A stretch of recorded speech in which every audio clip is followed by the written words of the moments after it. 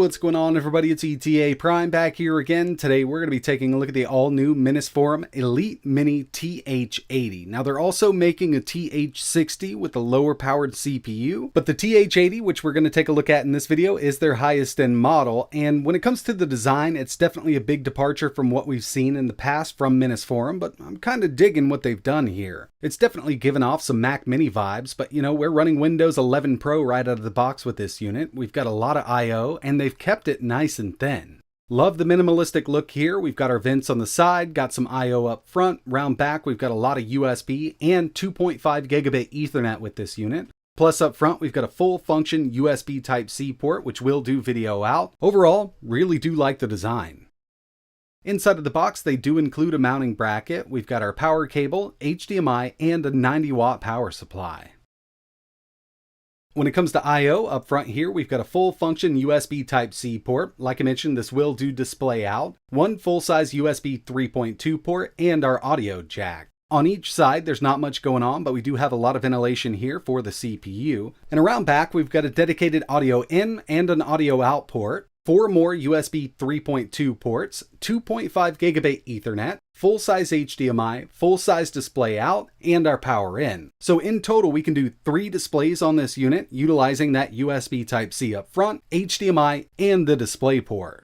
So the model we're going to be taking a look at in this video is known as the TH80. They also have the TH60 with an i5 CPU. But when it comes to the specs of the TH80, we've got the Intel i7-11800H, 8 cores, 16 threads. We've got a base clock of 2.3 gigahertz and a turbo of 4.6. Built-in Intel Iris Xe graphics with 32 execution units. I was really hoping for the 96 version out of this thing.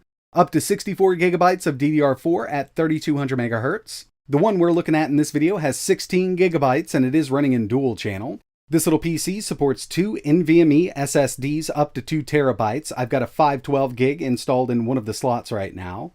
We've got Wi-Fi 6, Bluetooth 5.2, and this one happens to be running Windows 11 Pro right out of the box. This is not the bare bones model, but you could always install Linux if you want to. I did want to give you a look at the internals here. As you can see, we've got those 2 M.2 slots, and both of them do support an NVMe SSD. We could add an external GPU to this down the road. If you're interested, let me know in the comments below. But to access the RAM, we do have to pull out this cooling fan. Not a huge deal, it's only a couple screws, and I completely understand where they were going with this. They definitely wanted to keep everything compact. And as you can see here, it's actually a nice little clean build. So setup on the PC went off without a hitch, and I do want to mention that this is not touted as a gaming PC, but we're definitely going to be testing out some games and emulation. I know the GPU isn't the most powerful, but the CPU here should put down some really good emulation performance. And lucky for us, this is actually running at 45 watts. There was no tweaking or tuning that I had to do, and I'm surprised at how quiet this thing is running at 45 watts, even at full boat. So I have heard it ramp up one time, and that was just installing the new Intel driver. I'm not exactly sure if it just messed with that fan curve or not, but it's a very quiet little unit, even sitting at 45 watts. Overall, very snappy little setup here, and I figured it would be with that i7 CPU. We've got those 8 cores and 16 threads up to 4.6 gigahertz, so when it comes to using this as your everyday PC, you're not going to have any trouble with web browsing, email checking, document editing. You could even do some 1080p video editing and photo editing on this machine. One thing that would have been really nice to see here is Thunderbolt support. Unfortunately, I did try Thunderbolt GPU out of that USB Type-C up front, but it's not Thunderbolt enabled. It's only USB 3.2. It's full function, but not Thunderbolt. Checking out a little bit of 4K video playback from YouTube. We'll go with this demo video here. We'll make sure we've got stats for nerds on, and we're at 4K 60. Not bad at all. So with this one here, on the initial load in, I had 2 drop frames, but throughout the whole video, it didn't drop anything else. And with these 11th gen Intel CPUs, I've always had really good luck with 4K video playback, even on the lower end ones. Now, it would have been cool to see that 96 execution unit Intel Iris Xe GPU in here. We've only got 32, but it's more than enough for 4K 60 out of this thing. And you know, going into this PC, just checking out the specs and everything like that, I had a great feeling that this was going to be a great little desktop replacement. It's far from a gaming machine, but for everyday use, you'll be good to go. Now, we'll definitely be testing out some gaming and emulation on this little rig just to see what it would do. But the first thing I wanted to show you were a few benchmarks that I ran on this machine. Geekbench 5 coming in with a single core of 1570, multi 6657. Definitely not 12th gen or Zen 3 performance, but for an 11th gen Intel, not bad at all. Next up, we've got 3D Mark Wildlife. This is a Vulkan benchmark for that built-in GPU, 5660. And finally, Night Raid, and we only got a 10,000. So keep in mind we've got that lower end GPU, but I still want to see what kind of games we can play with this unit. And the first game we have here is the Art of Rally. I'm at 900p high. At 1080 high, I was getting a few dips here and there, a little under 60. So I might have to drop it down to medium if I want to do 1080. But the game still looks great at 900p, and I can get an average of 78 FPS out of this. Moving over to OG Skyrim, 1080p high, and we do get some dips under 60 at high, so taking it down to medium is the way to go. I just ran it like this to see what would happen. I mean, it's so close to running at a constant 60, but I did see some dips down into the 50s. Taking it up a notch to Forza Horizon 5, we're at 720p low settings with resolution scale set to performance. I was hoping we could hit 60 with it, but I only get an average of around 45 FPS. But we do have that resolution scale set to performance, so if you want to play this game on this PC or with the same hardware, I would suggest leaving it at 720p low. We're going to take the resolution scale to balance and lock it at 30. That way we kind of have a lock on that FPS, and personally I don't mind playing this at 30, but it would be nice to play this at 60. It is a whole different experience when you're playing this over 30 FPS.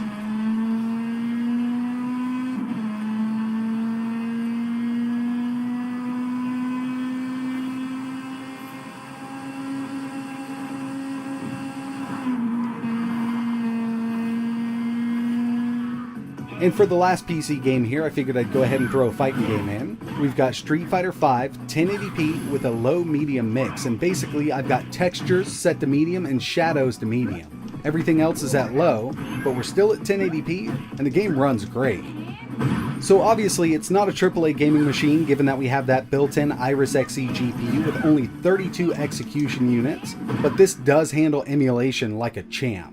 Here's PS2 using PCSX2, Gran Turismo 4, using the DirectX 11 backend at 1080p. And if you take a look at Afterburner, we're almost maxing out that GPU. And every once in a while, at least with this game here, I do notice a hiccup, but there are easier to emulate games. And with this little setup, you should be able to do a lot of the stuff at 720p.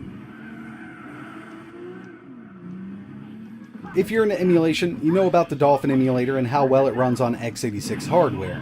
I'm using the Vulkan backend, we've got a Wii game going, Tatsunoko vs Capcom, and we're at 1440p. So yeah, the Dolphin emulator runs amazing on this hardware, and when it comes down to it, there are a few harder to emulate games like F-Zero. That one might need to be dropped down to 1080, but overall, Wii and Gamecube is totally possible on this machine.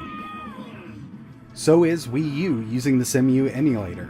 Vulkan backend, async shaders, Bayonetta 2, running at full speed. I mean, this is some really good performance given the GPU we have here. And another one I tested was Breath of the Wild. That one there with a 30 FPS lock, you can play it all day long.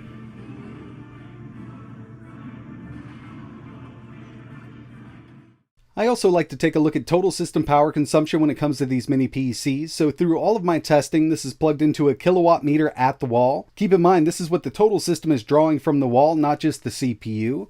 Idle, 11 watts.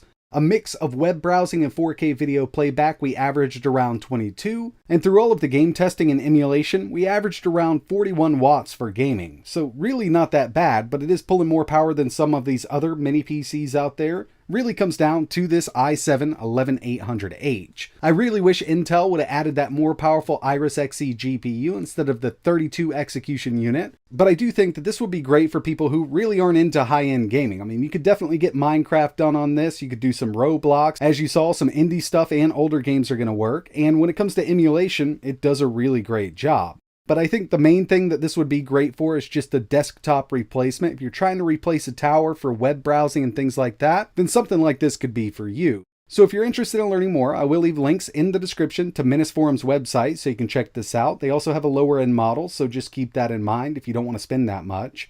But that's going to wrap it up for this one. If there's anything else you want to see running on the TH80, just let me know in the comments below. And like always, Thanks for watching.